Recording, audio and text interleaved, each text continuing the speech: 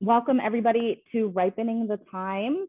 My name is Starlisha Gingrich. My pronouns are she, her, and I am the Communications and Community Outreach Specialist here at the YWCA in the Sexual Assault Prevention and Counseling Center. This is a new role for me. I'm super excited to be joining the team at the YWCA. After being a super fan for many years, I finally get to say that I work here. So it's been super delightful.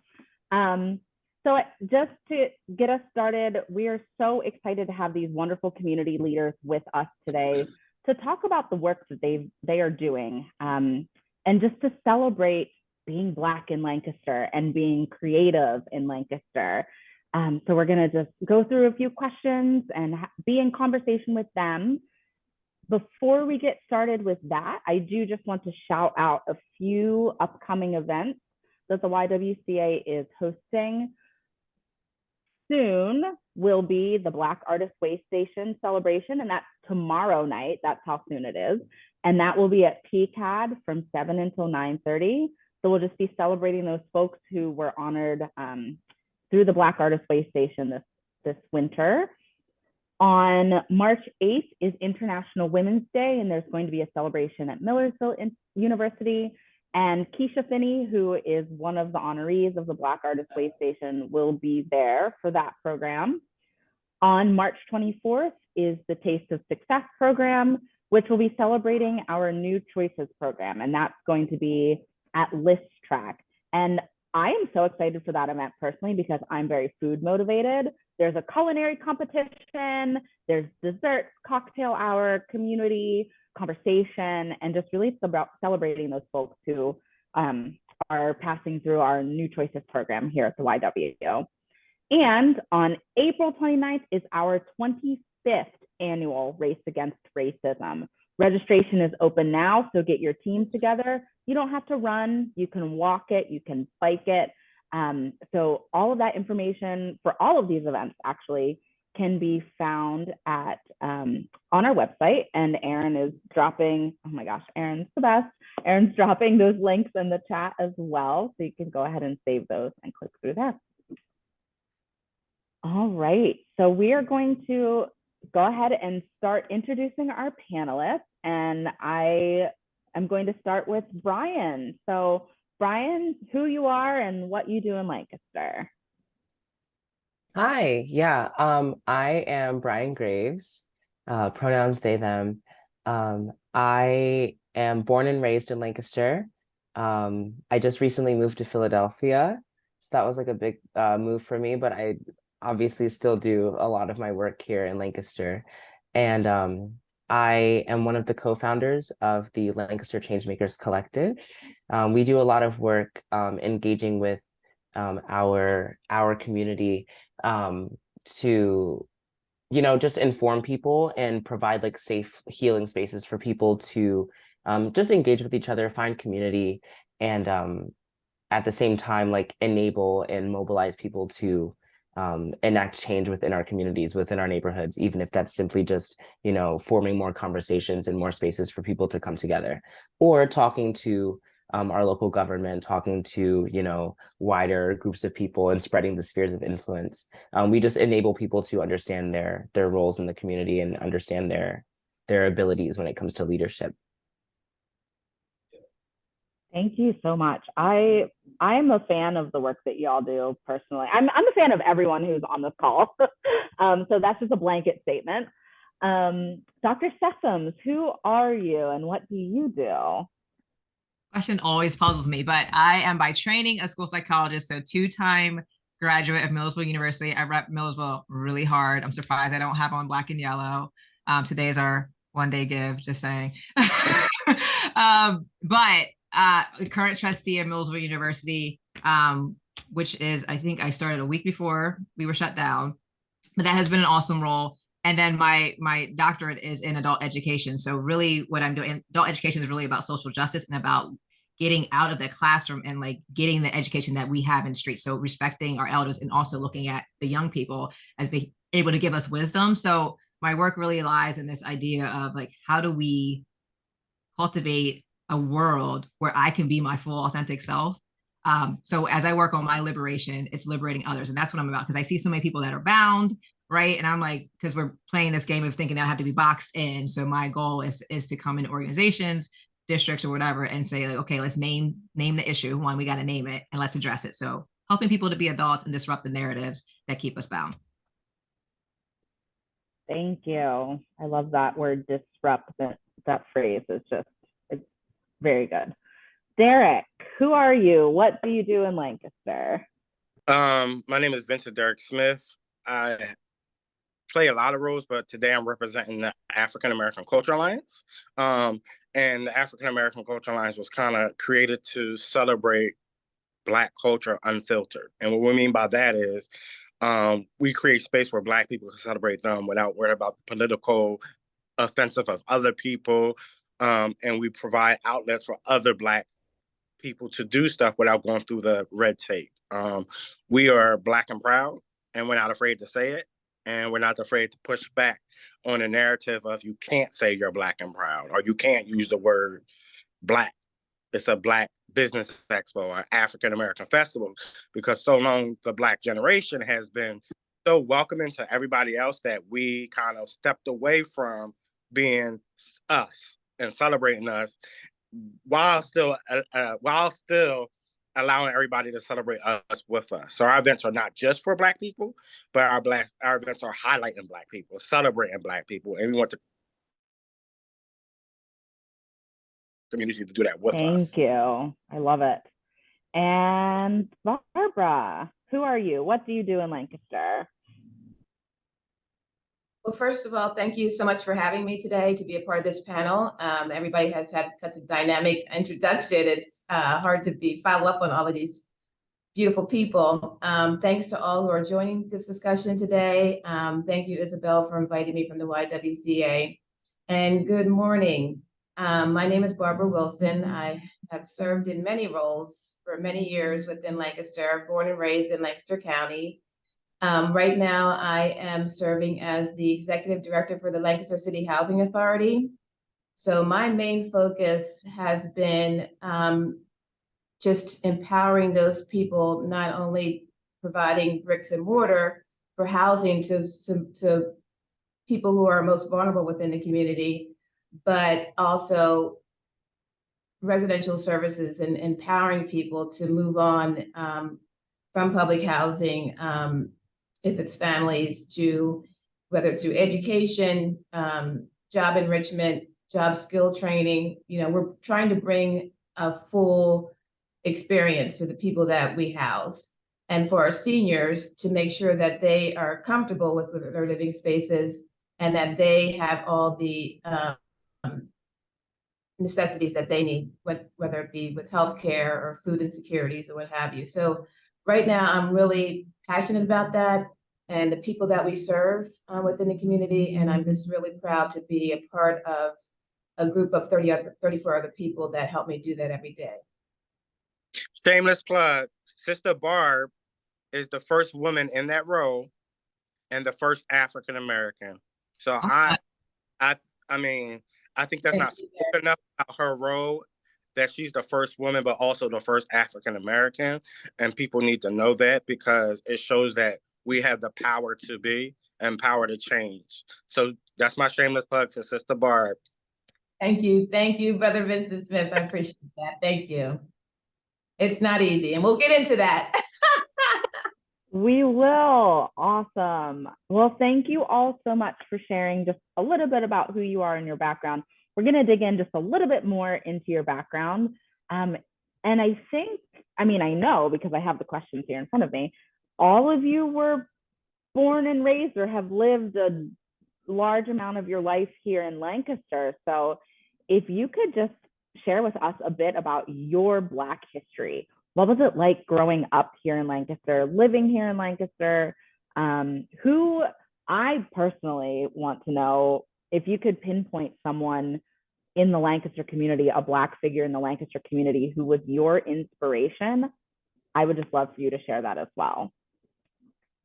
And we'll go in any order, open discussion. So whoever would like to start. I'll be happy to go. So yes, I'm born and raised in Lancaster, and I think of the panel, I'm probably the senior person. So I was born in an era of definitely when the revolution took place with Dr. Martin Luther King. And I was born in an era where my mother, who was a very, very bright woman who attended Cheney State University,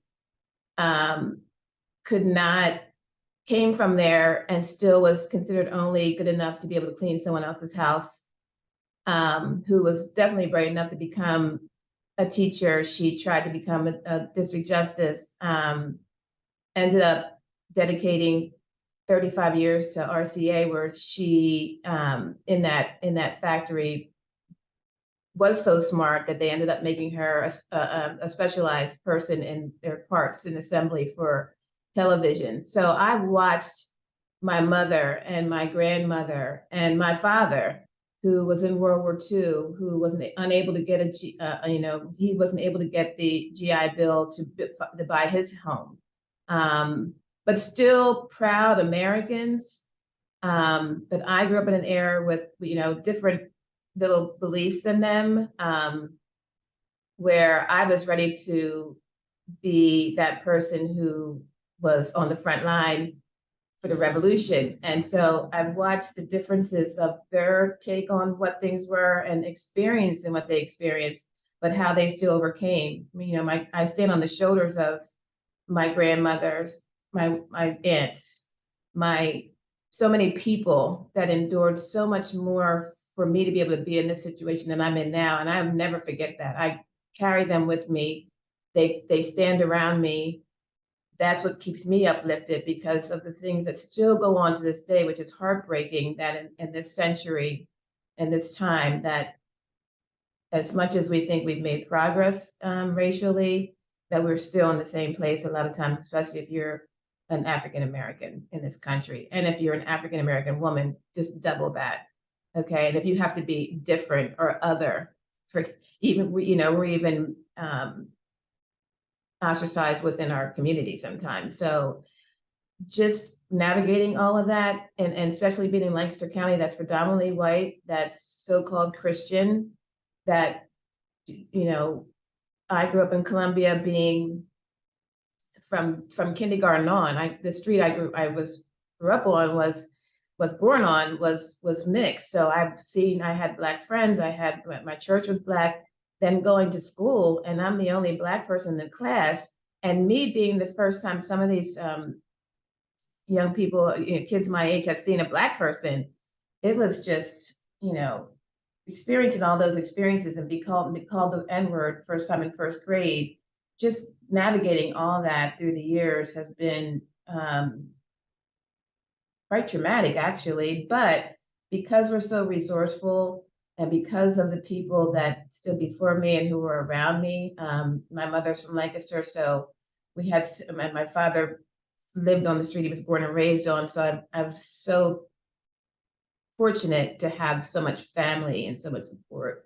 And my mother was a free thinker, and she did not let us think that we were less than. She made us believe that we were just as good as. She made sure we were educated. She made sure she exposed as much as she could to us by, I got to see my first play in New York. She had to pay on it. We on the bus, but those were the things that she did. She enforced reading, she enforced knowledge, and you sat around with family and they talked about Black history, which I think is somewhat missing somewhat today with the family. We don't gather like we used to, but is my beginnings, and that's what keeps me grounded to this day. I hope that makes sense. So much of what you said, Barb, resonates with me. So I am a transplant, and then I had the audacity to move back. Every day people joke, like, when are you going to move back? People send me houses, like, it's that serious, because I'm down there all the time. I had to get a mild hybrid because I'm just up and down the road to my hometown, to my home, what I consider my home. I grew up in Middletown, so everyone that looked like me was literally my sibling or my uncle or something. Like, I'm not even exaggerating, except for one person, Emmanuel Gabriel Michael, that was it. But everyone was literally related to me. I came to Lancaster in 1999 as a student, and you talked about look, you see her back here. my Rita, right? Like, I mean, my entire world. So like my forever mentor. And I met Rita. Apologize for the dog barking, but I'm taking care of my puppy who had emergency surgery. Rita changed my life because I had never had an educator or person for position of power that looked like me. I grew up being really ashamed of my skin color, my hair, all of those things because I was called darky, I was called black. Like it was a constant in my narrative. And then the people in my family, some of them present as white. So I just did not fit in. And then I see this woman as quirky and awkward and like just unapologetically her. And it was like this instant, like, why in the world have I been keeping myself so bound? Like, this is what liberation looks like, right? And so that unlocked something in me. So I was her African American studies minor. Like I was her, I don't even know what they call it anymore, like her TA, her teacher assistant, like all of those things. And she just really morphed for me. And I find myself, you know, as she's transitioned, as I'm talking, I'm like, oh my gosh, I sound like her. Like, and these are the things that I passed on, the legacy that she left with me, and just being with her until the very end, and that she was still a teacher, and even her final moments. Is what gives me life and brings me joy. Is that to be that person, to be convening, and to understand that we have so much wisdom within our community, and that this idea that we've been erased and we've been robbed of our humanity, and that we are not just a tragedy, right? Like we have so much joy and so much excellence. So be able to showcase that and show examples of that, and understand that I'm not the exception to the rule. That rule is tired and played out, that I am somehow, I rose above it. So getting away from that narrative that it's always the racial trauma that I have to live within, but understanding that we have so much richness and joy, and how do I cultivate that and create another beloved community has been my vision. And Rita helped to envision that for me, to think critically and to call things out and name it for what it is. And I will forever be indebted to her for that. I think anyone who, I didn't get to know Rita as well as I had hoped, but I think anyone who encountered her, even for the briefest of moments, whether that was in passing or a one semester class, has like had their life absolutely changed. And I mean, her picture being on your bookshelf was one of the reasons I phrased the question the way I did, because she is such a titan in our community. So I thank you had for the sharing that. privilege of, I was so lucky because I moved on to the block where she lived. And so she made it a point, she did not, she made it a point to make sure that I got engaged, that I stay engaged, that I got my children engaged, and just made you really critically think about things that, you know, you wanted not, you always didn't want to or weren't comfortable with. She was that person. And so I also am so indebted to her for all of her knowledge. And like you said, quirky or not, she owned who she was, and it's beautiful. Yeah, very smart woman. I really am indebted to her. I really thank Rita so much. She was a jewel. I can speak next. I I never got the chance to meet Rita. And that I think about that sometimes, because there are so many people in the Lancaster community, specifically in the Black Lancaster community, that, you know, people have such rich history with, that, you know, I didn't get to experience, but obviously through you and through others, like I get to hear, you know, I get to hear the role that they played in their lives and the role that they still play in this community. Um, I I'm the youngest person here.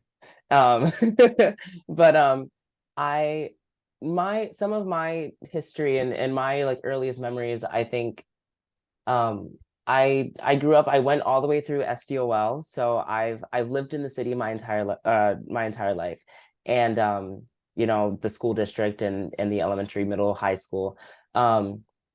And I was also involved with like the Boys and Girls Club and the Lancaster Rec, and their like after school programs and their summer programs. And there were so many people specifically involved with the Boys and Girls Club and involved with the Lancaster Rec that really, you know, were Black people that I looked up to and that I wanted to be like.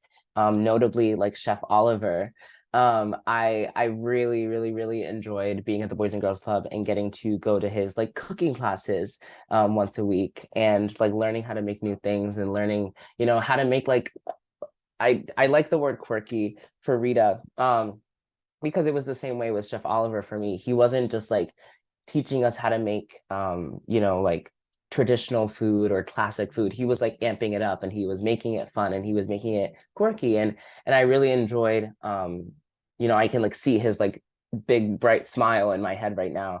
I really enjoyed, you know, being around somebody like that that was just willing to like have fun and engage with children. Um, and I think also, like speaking outside of my family, but also within my family, my Aunt Barb is on this panel, and I'm so proud to be here with her. I'm so happy to be here with her. Because I've looked up to you, you know, throughout the majority of my life. It's as early as I could, as early as I knew, you know, the roles that you have in this city and the roles that you have had in this city. Always looked up to you, always wanted to like kind of like follow in that in those footsteps of like the things that you do, and the things that my grandmother did. And you know, my grandmother was um after she, you know, was in recovery from certain addictions, she indebted her life to helping others that were affected by, you know, heroin addiction, opioid addiction, people that were suffering with AIDS. And you know, she was one of the front runners for the Clean Needle initiative, the first one that happened here in Lancaster, providing those kinds of services and those outreach care for people. She saved countless lives. And I also, like my dad's mother, you know, she attended church that was held at the YWCA. And so I think about that every time that I'm in the NPR. I'm like, wow, I came to church here before. And her faith allowed her to be the kind of woman that she was just constantly providing acceptance and guidance and love to everyone she came across. And I think that notably, those three women that I just mentioned, my Aunt Barb and my two grandmothers, definitely are women and people that I look up to, that provide insight to the work that I do now, I think, when it comes to, you know, being of service to others, definitely. I'm gonna go next. I what I hear and what reminds me is I came up in a generation where the Black woman was the foundation of the family. So I was raised by my grandmother, and my grandmother actually raised all of us, like all of her grandkids. And when I was little, family was important, and the foundation of family and respecting elders and providing an outlet to your community was the daily life.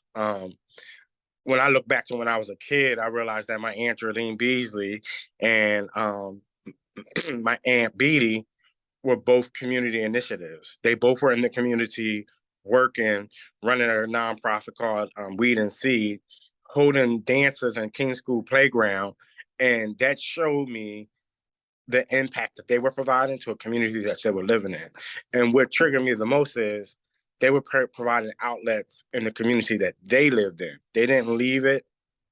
They didn't run away from the drugs. They didn't run away from the violence. This was their community, and they wasn't letting nobody else run them out.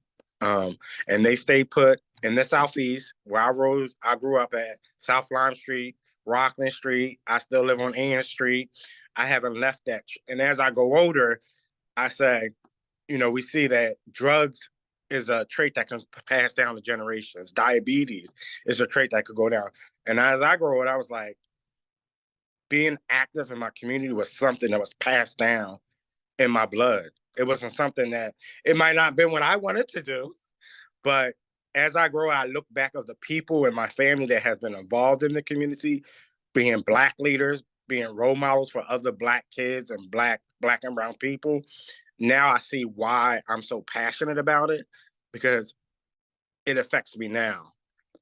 And then, you know, when I grew up, there was Black leaders everywhere. I went to Bethel, it was Miss Fumi, who ran a step team. When I was at Boys Club, it was Mr. Ted Darkis. Ann Street, it was Darlene Bird. So wherever I turned, there was somebody that looked like me, was providing an outlet for our community. and I'm gonna be transparent, it was always a Black woman mostly. And it was always the Black woman at the forefront fighting the fight for us, showing us that we deserve better and we should get better. So I that's why I always owe my debt to African American women or Black women that are in leadership roles, because I know that they've been in the forefront fighting our struggles and they deserve that respect. Thank you all so much for sharing. Yes, I mean, where would we be without Black women? Period. So I want to ask a little bit, I'm going to mush two questions together. How have you seen Lancaster change, for better or for worse? And then talk about a little bit of how you are infusing what you do in making change here in Lancaster.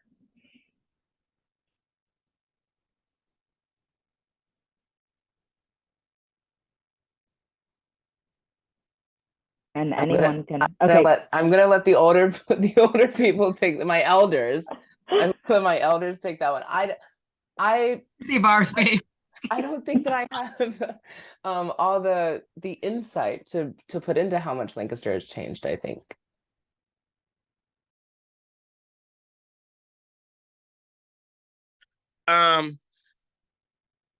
It has changed by there has been a dramatic drop in African American organizations, African American leaders.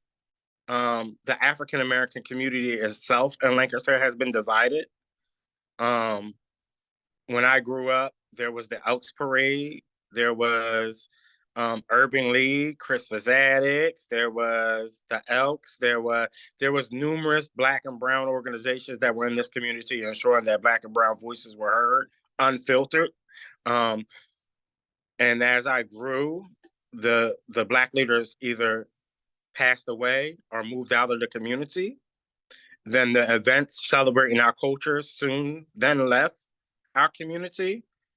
And it seemed like the Black population or Black culture in Lancaster died away. So we're in this renaissance now of, they say history repeats itself, where Black businesses are popping back up in Lancaster.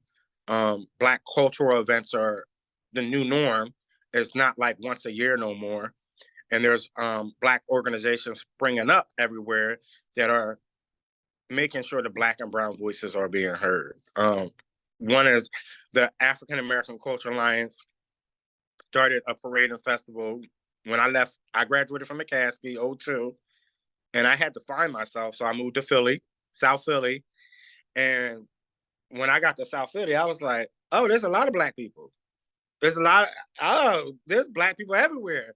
And then, oh, there's like 15 Black events. Oh, we don't just gotta have one. Oh, so when I came back to Lancaster, it was like, we didn't have an African American festival. We didn't have Black businesses like that. So Sister Barb, I called on Sister Barb at the time, and I said, I want to have a festival that celebrate Black culture. And I'm gonna be transparent. At that time, I was scared to say I wanted to call it the Black Festival or African American Festival, because I was scared of the stereotypes that would go with it. Sister Barb helped us navigate the system of the city to produce what we called back then the annual day parade and festival, right? But as I grew older, I realized that I had to be proud of who I was as a Black man in order to produce an event that's supposed to celebrate Black culture. So we eventually changed the name to the African American Festival and Parade, knowing that it might offend somebody, but we're okay with that. We might not get sponsorship dollars, but we're okay with that. So, that's how the dramatic of Lancaster has changed, where we lost Black culture, Black community, but now we're trying to rebuild it. And during that process of rebuilding it, we understand that we might not agree. We might disagree on something. And what I'm learning is sometimes it's healthy to not agree. And it's healthy to have that dialogue or what we call arguments, because if we don't let our frustration out, we'll never get past it. We'll always hold that grudge. So that's like the past and present of Black Lancaster to me is, it has been a gap of Black culture, but now we're trying to bring it back. It's a renaissance popping up everywhere. If I could just add to something that Derek said, one of the reasons why you had so many Black leaders and you had such a sense of community, whether it was here in Lancaster City, Columbia, Middletown, they were the only areas within those towns or cities that Blacks could live in. Now you have people can live wherever they want to. So people live all over the city. They live in the county. They live here and there. But at the time of my parents and their parents, they weren't welcome on the West End of Lancaster. They couldn't live over there. They could clean someone's house over there, but they couldn't live there. So my grandparents and my great-grandmother lived in the southeast of Lancaster because that's where the Blacks lived, and poor whites. And they built a community together. And therefore, Bethel African American Episcopal Church was formed. You had Right Side formed. You had Ebenezer formed for those different religions.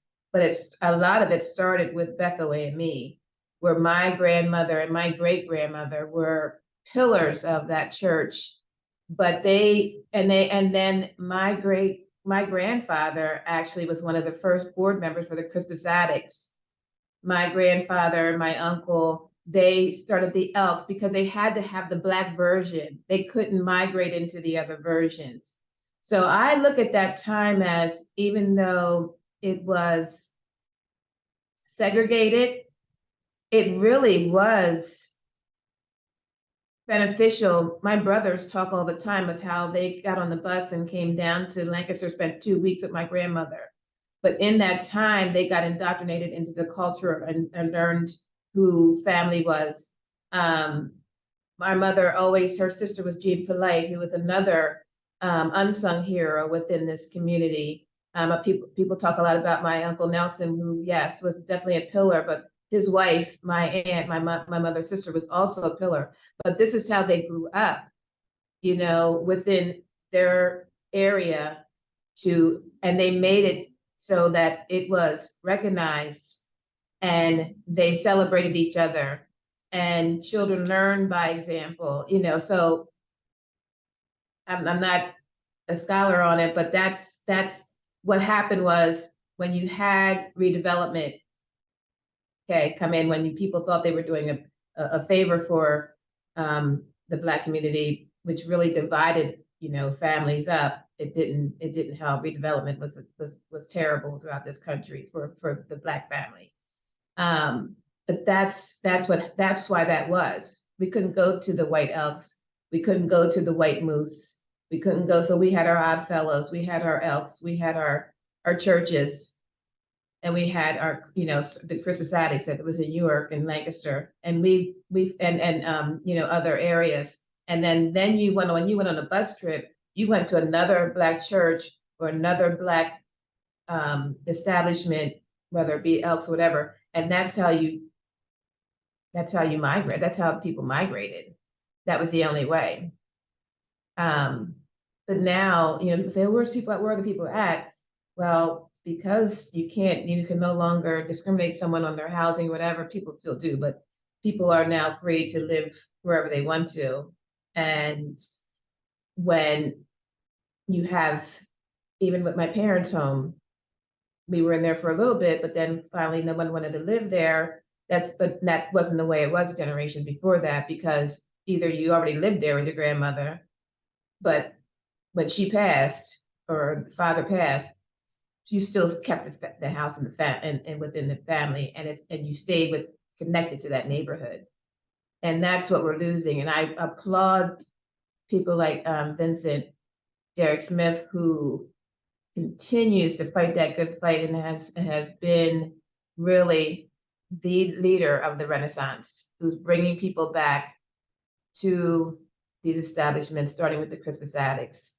And I mean, so many people, that parade you had, I was a city councilwoman at the time, so I was able to help him navigate all of the all of that we needed to do to make this, you know, work within the city. And but he was the forefront of that. And that I'll never forget that parade, the first one that you brought back after so many years.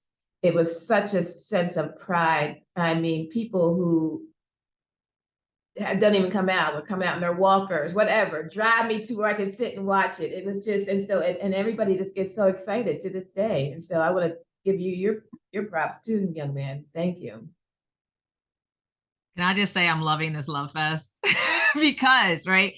So Vincent, Derek Smith, like Derek, we gonna be family now, Derek, whatever. Like this idea, like you're giving Miss Barb her flowers, like is so powerful, right? In a world that consistently erases us and like relegates us to being nothing, right? So the idea that you're doing, and then that she's giving that back to you, this intergenerational piece, and how you have brought that ancestry is the work that I want to help to develop within this community. Some of the things that you said that really resonate, like that whole idea of redevelopment. So I think about this narrative, right? Again, being a narrative disruptor, that we think that we have made it to a post-racial society. That was the narrative that drove out, like, we no longer lead the NAACP, we no longer lead the Elks, we no longer lead these things, because y'all made it, like, you got your rights.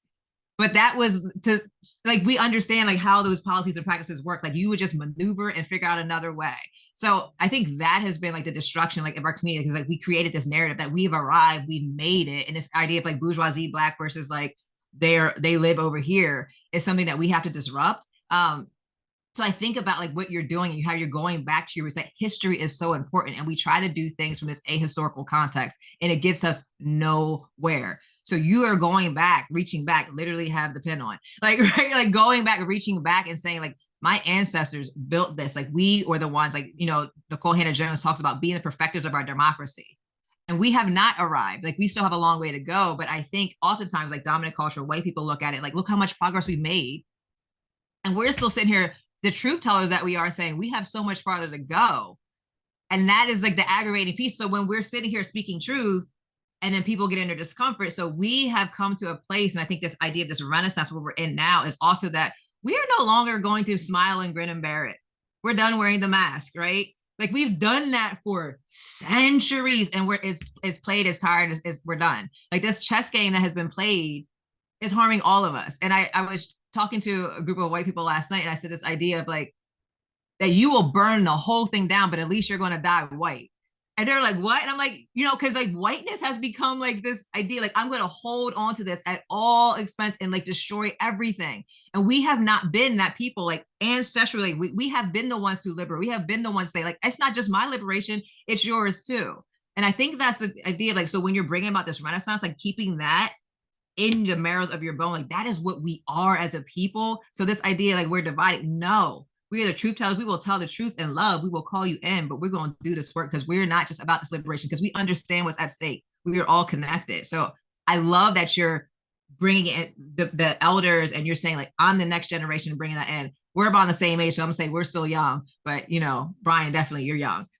But how do we bring the people that have all these differences in terms of like how I see how this work needs to be done, and not look at them like they're doing it the wrong way? There's not one way to do the work. It worked during the civil rights movement, right? Like it worked because we literally could not walk down the street. So that was a disruption. Now we have the freedom to do that. But how do I look at the way that Brian's doing the work, and Vincent and Barb, and saying all of that is needed because we're all working toward the common good for the liberation? And how do we cheer each other on and support each other? Maybe I don't agree with your angle, but I'm gonna cheer you on and support you because I know you are working towards our liberation. And we have to get back to that. It doesn't have to be one way anymore.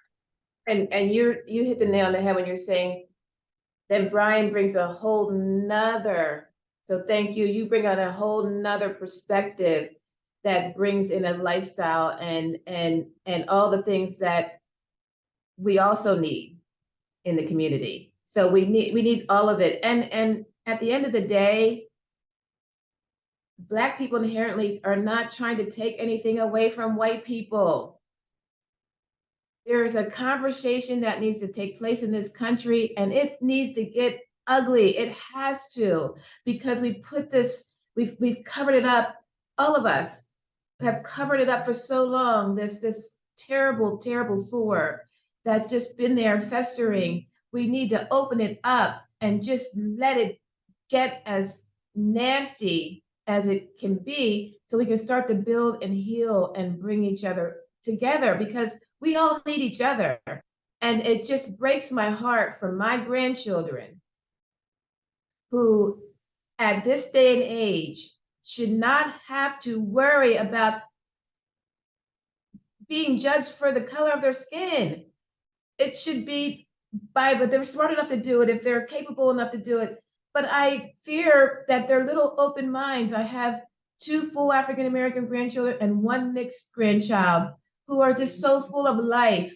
And it breaks my heart that they are still going to have to deal with things, and people wanted to erase any history from them so that they don't learn how important those people were that came before them.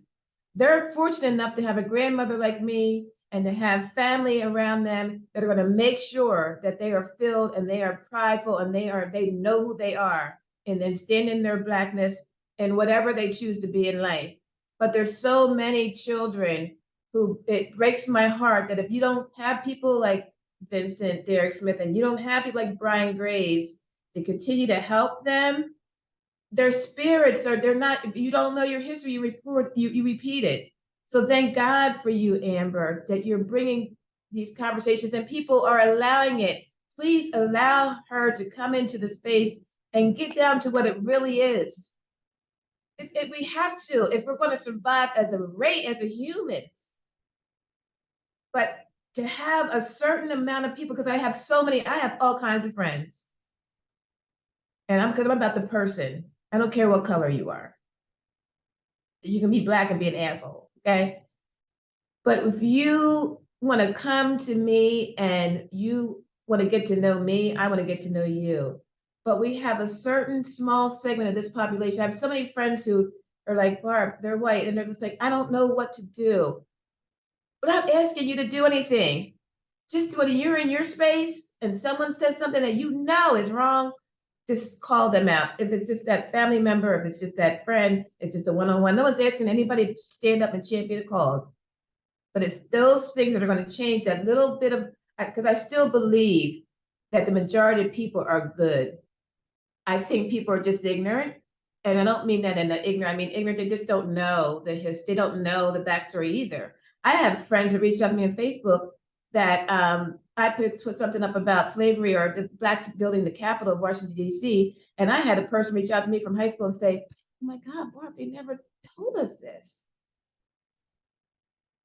And this is what they're trying to erase in this country. I don't care if you are Republican, Independent, Democrat, it doesn't matter to me.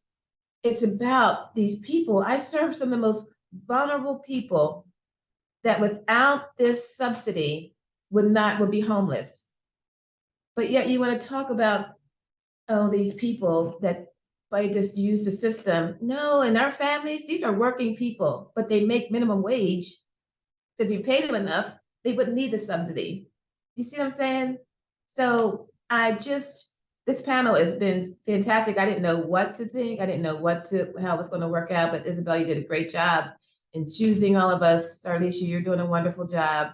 But I can go on and on in my soapbox, and I don't want to hog it, but it's, it's just a lot of so much that I don't say a lot of times because I'm still a little bit of that old school era but I appreciate Brian, I appreciate you, Vincent, I appreciate you, Amber, because it's a new day and people aren't standing back. They're coming out with what they believe, what they feel, and what they find is true. And not against anybody. It's just for us. Not against you, but for us. I want to I guess reiterate a few things. I definitely have resonated with the word Renaissance. I love that phrase, that word specifically.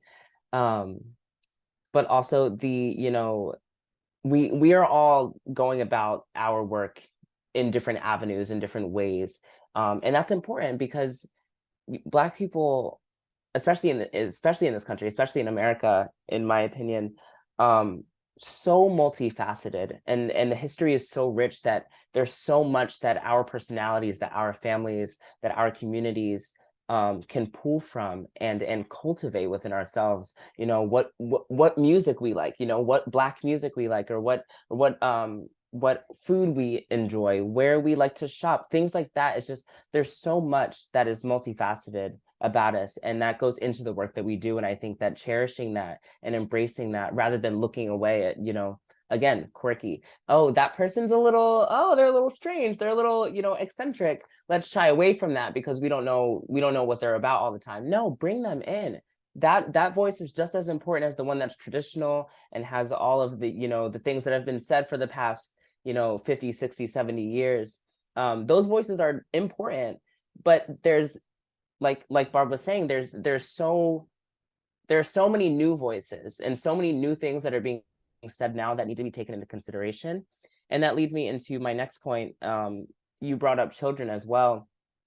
I worked at the YWCA last year in their childcare program, and that was just super eye-opening for me, to be working with kids that are also, you know, living, you know, in the city, in Lancaster City, and will be going through the same school system that I went through. It was really important and really eye-opening to see, as an educator to them, the doors that are put in front of these kids at just 3, 4, 5 years old. The locks that are, you know, put on opportunities for them, the things that are taken away from them. These are children, you know, they're not bad people. They've done nothing wrong. They're angels, really. But the way that this country is set up, the way that this world is set up, immediately, as soon as they're born, and before that, doors are put in front of them, and voices are taken away from them. And I think that it is of utmost importance when we're talking about Renaissance and when we're talking about, you know, generational trauma and things like that, and generational, you know, breaking away from that trauma. We have to provide children with a space to have their voices heard, and to give them as many opportunities as we possibly can, and to go into a room for them and make that room as big as we possibly can. There's no quota. Oh, we have 4 kids in this program. Okay, that's enough. No, why aren't there 8? Why aren't there 12? Why aren't there 100? You know, but I think the biggest thing for me is the voice of children. We need to allow them spaces in these conversations. We need to allow them spaces and voices in the conversations that we're having within our family dynamics, because that child will one day be one of the leaders of that family, be one of the leaders of that community, be one of the leaders of whatever they decide to be a leader of. And we need to provide them with the affirmation and the validation that their voice is important now, at 5 years old, at 10 years old, at 15 years old. We need to let them know now that their voices are important and deserve to be heard. You lucky I was on mute, because I'm over here. Amen. Yes. I was going, like, that is exactly how do all of us in this space, like, right, even on this, like, how do we get back to the children, right? Because I'm telling you, I've worked in schools as a school psychologist. It is where we destroy our youth. Like, we will build them up in our own individual unit. You get into that school, you are completely othered, you completely erased. Like, it is our responsibility to change the school system. Like, what are we doing? Because it is the perfect breeding ground for white supremacy, for us to say that we don't belong. And we have to take it seriously. And we are destroying our children. You are, like, Brian, let me go back to mute, because, like, I'm telling you, but you're right, centering, and that's the work that I do, like, centering the youth voices. I'm telling you what, like, they are the liberators. Like, they're the one that have the language. We're the ones that are all scared because we're trying to be all, like, proper and correct. They will say what needs to be said, and they will tell you how they feel. And that is wisdom that we need to use to change it, not to be like, oh, we heard you, because we're so not used to centering people that look like us. White people are not used to doing that. So the opportunities that you have to do it, you think that's the work. The work is not to just sit and listen to us lament, right, about our issues. It's to take that as wisdom and say, like, we have real ways that we can change this. Get out of our way and let us lead this. We've been doing it before y'all, right? We've been doing this for centuries and generations. But that is the issue. It's like, how do we start decentering white supremacist culture and start centering the people that have been always pushed to the margins, saying, like, that is wisdom. Like, you have it, and I honor what you're saying, and I'm going to actually be a social actor to move towards changing it, and stop thinking that I have this privilege that I have to hold on to. It wasn't yours to begin with. It's not yours to keep. It's not a pie that you got to give me a little sliver and a slice. And I'm supposed to be like, thank you for the breadcrumbs or thank you for that sliver. And now I should be happy. No, that's not enough. I deserve to have my needs nourished, to be full, to be affirmed in my dignity each and every day, simply because I exist. Not that I have to do something, but simply because I'm a human being on this planet. That's what I'm supposed to get. But I have to perform and do all these things for you to see me. That's tired. We're done. See, y'all got me. Let me go back to mute. And Brian, I just want to say, as your great aunt, your mother is my niece, that I'm just so proud that we were able to give you that foundation, what you need to be able to be in the space that you're in and be authentically you. We've always done that, you know. So I just wasn't making the blueberry pancakes. You were listening, and we had great conversations. Your mother and I were like sisters, and we were sisters-in-law, but we were sisters. And so you were in those spaces and you heard those conversations and you knew your worth from the beginning. We made sure you and your siblings were uplifted, that your mother was uplifted. And so I'm just proud of you. I will never stop thanking you. I will never stop thanking you, because going back to the beginning, it really a lot of the affirmation and the validation and the structure of the Black family and of the Black unit is the Black woman. And I will always look to the Black women in my life. And just thank you. I will always thank you for that. I think one of my first aspirations in life was to be the mayor of Lancaster City. I don't still have that goal now, but one of my first aspirations was to be the mayor, and it's because of the women that I was around that were inspiring me by the work that they were doing. I was like, I want to be like them. I want to do what they do. And yeah, so thank you. I wish we could do this for 8 more hours. Like, just have Chef Oliver deliver us all food while we're in our individual spaces and just talk and affirm each other and be together in community. I'm like over here taking notes, like with my little colored pens. So one of my favorite things about these spaces specifically is the sharing of those connections that we have in the Lancaster community, the people, the connections we have personally, but also the connections we have like as the Black community in Lancaster. Yeah, like it's just always so fun for me to be in these spaces because I'm like, oh, okay, these people are related and everybody just knows about everyone. And that just warms my heart. As we are coming to the end of our time, I want to ask our panelists, what asks do you have of the Lancaster community? And if you can just give like 1 or 2 sentences. I want to encourage us all to keep these community focused. Like if there's something tangible or even dreaming, if you would like to share those with us, that would be awesome. If you don't mind, if I can go first because I am the elder. My thoughts, they come and they go quickly. So I just want to say to everybody on here, I find that a lot of times people will just think Black people are just one. We're multifaceted. We're different people. So, and I don't know everybody, even though you think I do, even though I have people in it, I don't know everybody. And I might know them, like you know of people. It just kills me if something, oh, well, did you see, what, did you know that so-and-so? No, I did, I know, I've seen the article like you did, but I don't know the person. Just remember that we're different individuals too. Like, because you're Black doesn't put us all in one little, you can't put us all together. Like, okay, well, they're Black and I have that person. If I'm gonna nominate somebody for this committee or whatever, well, I got a Black person. It's just like you, there's different, we all have different personalities, different strengths, we're different. we're multifaceted in many different ways. And so just go after the person, not just, and just not just, oh, I have a Black person. No, we're not all alike.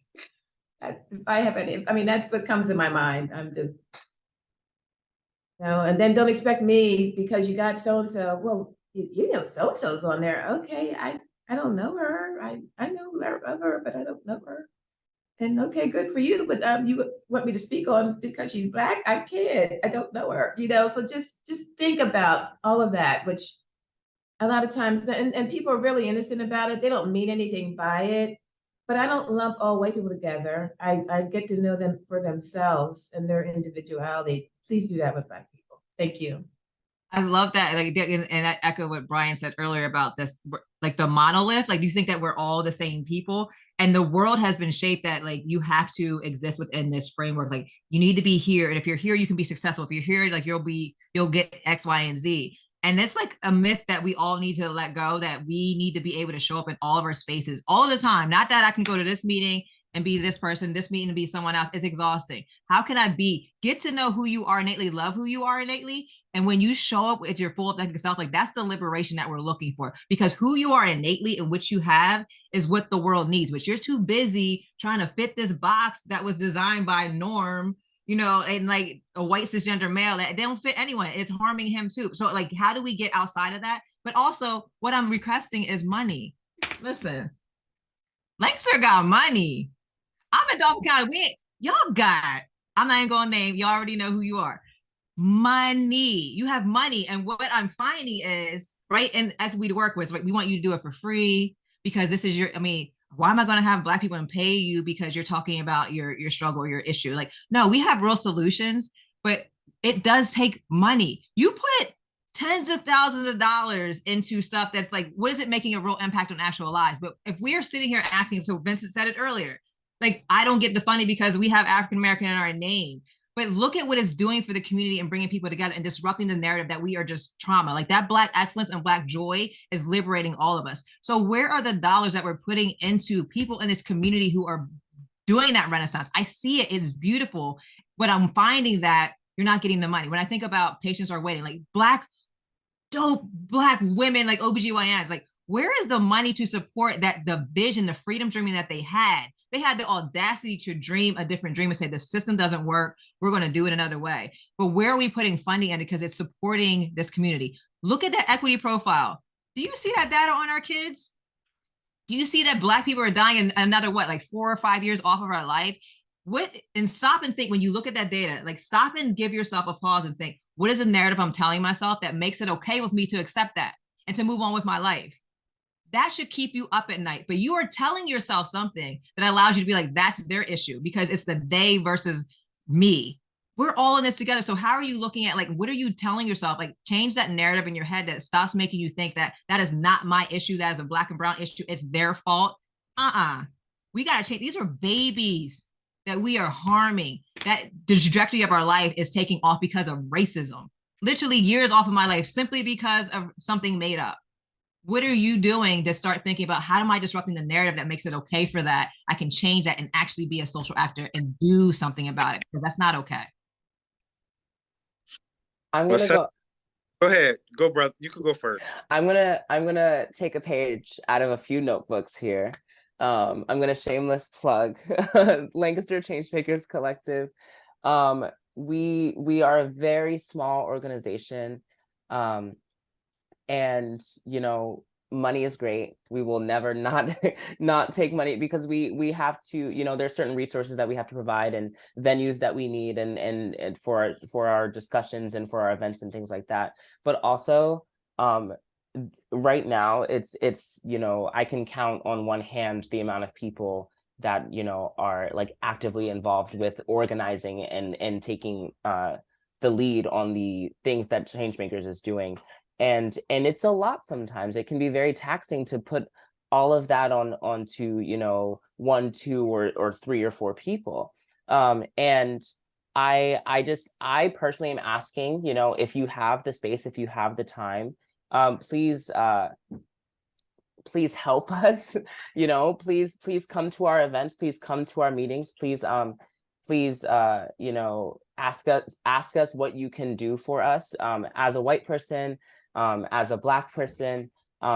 Just say, hey, this sounds interesting. This sounds like something that I want to be a part of. Can you tell me more? Or what things are you working on right now that I can be a part of, that I can assist you with? Here's what I may be able to, you know, bring to the table and help out with. So that's Lancaster Changemakers. I see people are putting different links and stuff in the chat. Thank you. But also my call to action, just generally in the community, is just an echo of what has been said before. Take time to talk to children, to listen to children. They are so much, in my opinion, they're so much more wiser than any of us can be, because they're so unfiltered and so unbridled by the world. They have so much to offer to these kinds of conversations and to the structure of the ways in which this country is ran and our society is ran. They have so much to offer. Please listen to them. Please talk to them. Please guide them, mentor them, validate and assure them that they are important and that they will be heard and they will be listened to, because they have to be, you know? So that's my call to action. Just, you know, remember that children are here and they're a large portion of our society. So they're very important. My call to action is going to be probably in two parts. I'm piggybacking off of both of them. What I learned is that there's a lot of, this is my unfiltered African American Cultural Alliance, Derek. There's a lot of white-led organizations trying to heal Black hurt. A lot of white-led organizations trying to unite Black people. What I realize is that there's a lot of white organizations that have the funding to do it, but don't really want the Black voice at the table. And what I mean by the Black voice at the table is, if you really want us to change our community, give us the money to do it ourselves. Don't invite us to the table to implement your agenda. Because if you're really trying to change Black voice and Black violence and unite Black community, give the Black-led organizations that really are trying to do the work in the community the money to do it. And stop using us as the face for your marketing campaign for you to get the money for us. I see firsthand Black-led organizations in this community breaking the ground, working hard-earned, and a white organization come along and get the money for the work they do. And what touched my heart the most is that the Black organization doesn't stop, because they're truly there for their community and they're doing it for the right reason. There's organizations in this community that get the funding and say, we're here to unite and support Black voices, but it's the same Black voice at the table that's going to stroke your ego. I need somebody at the table that's going to be unfiltered and tell you the truth, that we're hurting, that we're crying, and this is what we need. Not, you're doing a great job, your programs are awesome. Because when I show up, it's the same people at that table. That's my solution for that. And on the other hand, I need my sisters like Barb, who, when she sees something on Facebook that she knows is going to affect me, not as a community leader, but as a person, to call me and say, she does it. Derek, how do you feel? Derek, what's going on? We might not agree on my reaction, but she gonna listen to me. I need somebody, you know, as a Black community, we need to be able to call somebody up, even if we disagree with them, and say, I know this affects you as a person. I'm just here to listen to you to vent. You need somebody to vent to, I'm that person, right? Or how can I support you in getting through this? So, you know, it's a twofold, right? We need the white community to show up and invest in the Black programming that are led by Black people, so that Black voices can be genuinely heard, unfiltered, without the political. Not saying I'm gonna donate to you to do this like this, right? That's what happens. Is we'll give you $10,000, but you got to do it this way, because we don't want to ruffle no feathers. Well, we need to ruffle feathers to get to our people, because we know how our people think. We got to ruffle feathers. If you don't like the way we ruffle feathers, we don't want your money, right? So I'm gonna shut up. Amen. Hallelujah. Amen. Hallelujah. I And love. thing I wanted to add, and I'm just going to plug what I do every day. I just want to go back to what Derek was saying. You know, I came in this position and I immediately went and reached out to organizations that I thought were supposed to be part of what we're trying to do, which is keep people healthy and whole and provide services as well as housing. To me, that all goes hand in hand. Since I've been here, and I'm here housing over 3,300 people within the city limits, and that includes Section 8 vouchers and the public housing. And people say, oh, well, you know, you get that federal funding. We're getting peanuts. Okay. So these two towers behind me that I struggle with, not me personally, but these good people who work here struggle with every day to maintain basic needs to keep these buildings up and running. But yet I see then they'll have a housing forum or panel, state of Lancaster County, and you're not even talking to me, but you're talking to a segment of that population you say is housing. I'm beyond even fighting for it. I was pounding my fist down. We're doing this work every day. Or you give $1 million to secure a parking lot for future housing development. If we don't maintain what we have, there's hundreds and thousands of people who are going to be without. You know, there was a big thing about the poor woman who's getting put out of her house. There's hundreds of that poor woman. Hundreds. So everybody feels so good about themselves. I gave to the GoFundMe that Representative Smith Waddell put up there. Wasn't that so wonderful? Does he realize the phone calls that we get here at the Housing Authority each day from all kinds of people? Okay, there's a lot of people who can't afford these high rents that are looking for secure housing. That if you really want to start talking about that, that's my fight, and I'm continuing to try to put a voice and be that representative for these people who don't have a voice, who deserve stability and as quality housing as anybody else in this city. But yet we're doing brand new, and then we need brand new, but we also need to maintain and preserve.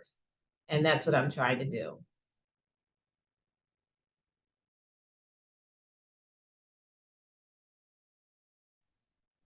Thank you all so much for sharing your dreams, your asks. I feel like Amber has 85,000 more things to say. I see it on your face and I see it on everyone's faces. There's such rich learning and doing here in this space. So I just want to thank our panelists for joining us today. Thank you so much. To our guests who were on the call, we've dropped some really good resources in the chat. Lancaster Changemakers is in there. Derek, did you want to drop in the AACAL link in there? Amber, I see your link in there.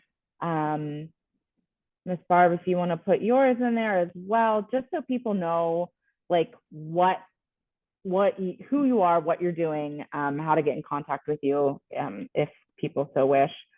So yeah, thank you all for being here. Thank you for sharing your dreams and your hopes and everything. Thank you to the YWCA for holding this space for us. It is always an honor to be in community with all of you. With that being said, thank you. Enjoy the sun. Get outside if you can today. Just a little bit of sunshine really will turn the day around. I'm about to go on the best walk. Yeah. Thank you, everybody. Take your afternoon. Thank you. Have a great day, everyone. It's been a pleasure. Thank you.